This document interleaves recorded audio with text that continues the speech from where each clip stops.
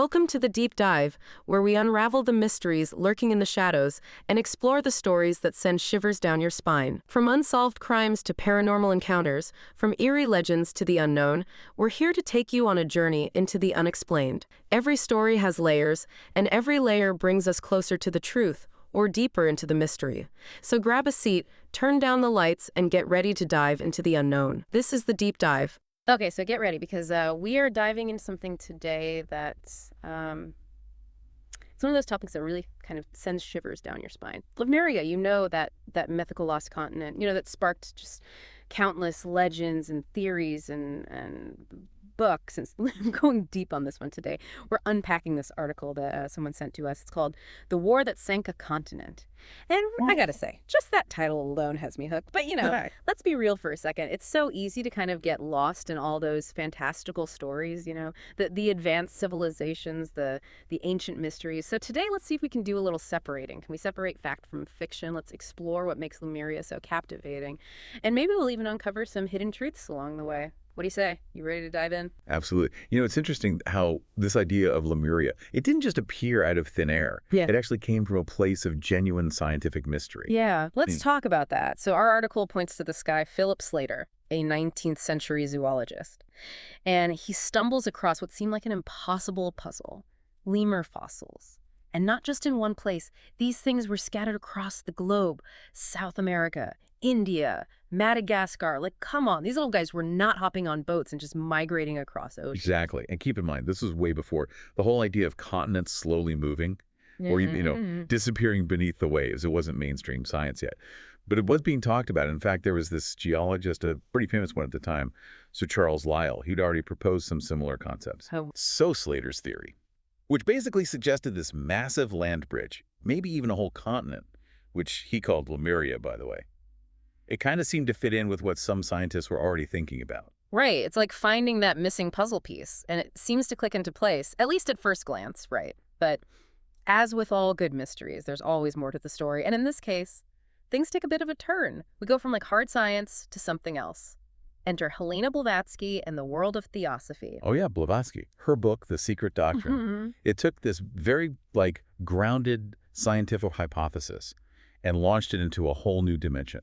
Literally into the realm of the esoteric. And suddenly we're not just talking about rocks and fossils anymore. Right. We go from lemurs to ancient wisdom, advanced beings, a Lemurian civilization that supposedly existed alongside dinosaurs. It's pretty wild. It's wild. They were so advanced that they reproduced through budding, basically cloning themselves. It makes you wonder if they had flying cars too. It's easy to get caught up in all that. Yeah. But I think what Blavatsky was really tapping into, whether she knew it or not, was this very human longing, this deep desire for a lost golden age. That's interesting. This idea that maybe, just maybe, humanity was once more connected, more in tune with nature, in possession of knowledge that, maybe we've lost along the way. Right. It's like we're hardwired with this longing for a time when things were just, I don't know, a little more magical.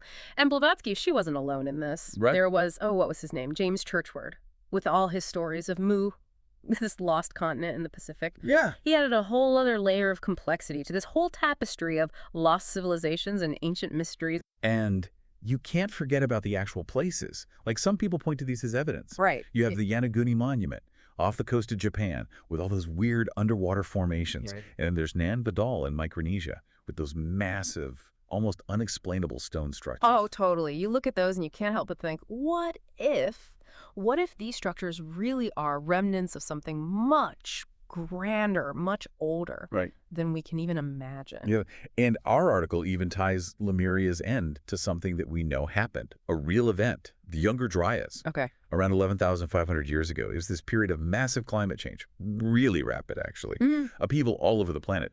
Some theories say that this event, potentially caused by, who knows, a comet impact. Or some other cataclysmic event. Maybe that's what caused the flooding. And that ultimately led to the disappearance of Lemuria.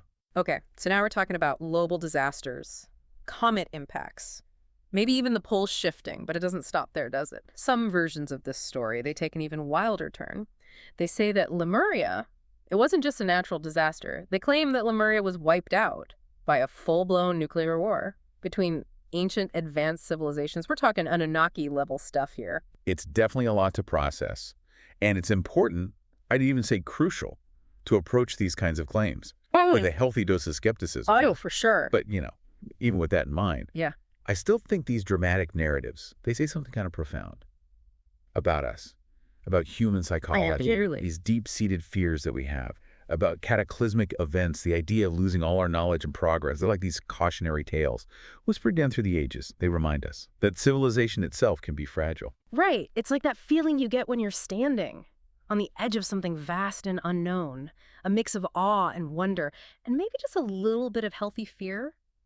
Okay. But as much as we love a good mystery, we can't just get totally swept away in the what-ifs. At some point, Yeah. we got to find some hard evidence, right? We are talking about a whole continent vanishing. Of course, yeah. And that's where things get a little tricky, especially for the Lemuria believers out there. Because despite all the compelling stories, all the myths, the scientific evidence to support Lemuria's existence is, it's pretty much non-existent. Right. And our article doesn't let that slide. It takes a pretty skeptical look at some of these bigger figures, like Blavatsky and Churchward, and suggests that maybe, just maybe, their accounts are more fiction than actual historical record. It's true. And then you have these really out there cases, like this guy, Daniel Fry, who claimed to have met, wait for it, Lemurian descendants from space. Oh, no way. He even had photographs of their supposed flying saucers. No. Yeah. But they turned out to be fake. It happens. Wow. It's a good reminder that not every good story, especially the ones that we really want to believe, holds up under real scrutiny.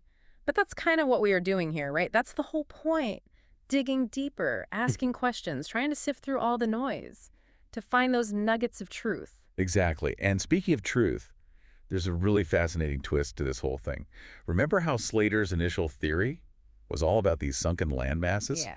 Well, he wasn't totally wrong. What? Are you serious? Tell me more. Okay, so in 2013, scientists, they announced this discovery of Mauritius. It's a submerged microcontinent in the Indian Ocean. Wow. Now, it's not the Lemuria that we see in all those legends, Mm.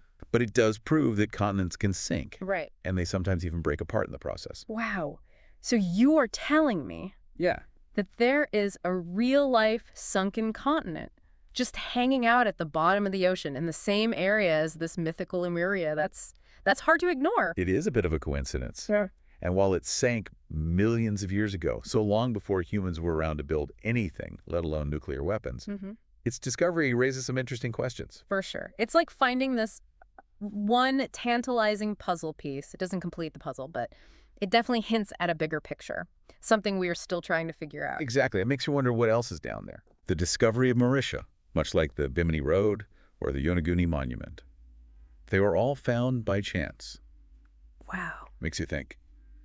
What else is out there waiting for us to find it? It makes me want to get my scuba gear and go exploring. And actually, Yeah. speaking of these accidental discoveries, our article mentions some other structures too, ones that have caused a lot of debate. There's Dwarka, an ancient city, submerged off the coast of India, and then there are the strange formations off the coast of Cuba. Yeah, those are fascinating, these discoveries. Even if we don't know for sure what they are, they really do capture the imagination. They remind us that our planet is full of secrets. And that line between myth and reality, it can be incredibly blurry. It's true. It's like the ocean itself is whispering to us, keep looking. You might be surprised by what you find. But for now, I think we need to come up for air.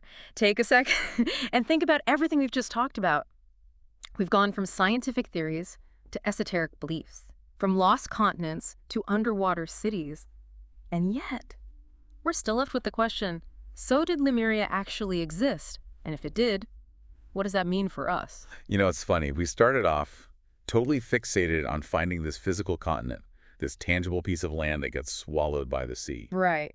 But as we've gone deeper into this, read the theories, the legends, even the hoaxes, the question of evidence, it takes on a whole new meaning, doesn't it? Totally. It's like we've been so focused on finding sunken cities, ancient artifacts, that we might be missing something bigger. Right. What if the real legacy of Lemuria, assuming it exists, isn't buried under thousands of feet of water?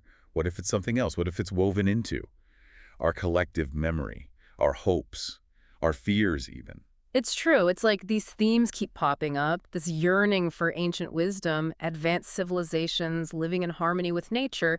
The idea that we have this untapped potential, it's like it resonates with something deep inside us. This desire for something more than what we see in the world today. It makes you wonder, Why do these stories stick around? Why do they capture our imagination for centuries? That's the power of a good myth. They don't give you concrete answers. They spark your curiosity. They challenge you to think differently. I like that. We also have to remember that history is written by the victors, right? You're right. So who's to say there aren't other narratives out there? Lost chapters waiting to be rediscovered. So you're saying that maybe the search for Lemuria, it's not about finding a lost city. It's about rediscovering something in ourselves. Maybe. It's an interesting thought, isn't it? It really is. Maybe Lemuria, at its core, it isn't really a physical place, but more like a mirror, Ooh, I like that. reflecting our own aspirations. And maybe our anxieties, too. Wow.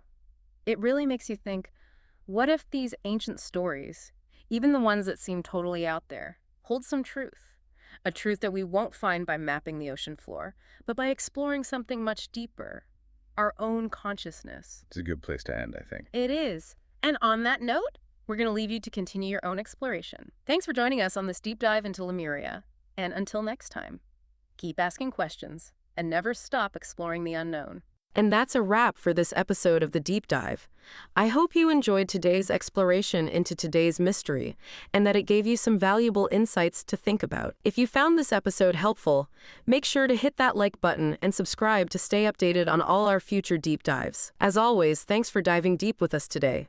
Stay curious, stay informed, and we'll see you next time on The Deep Dive.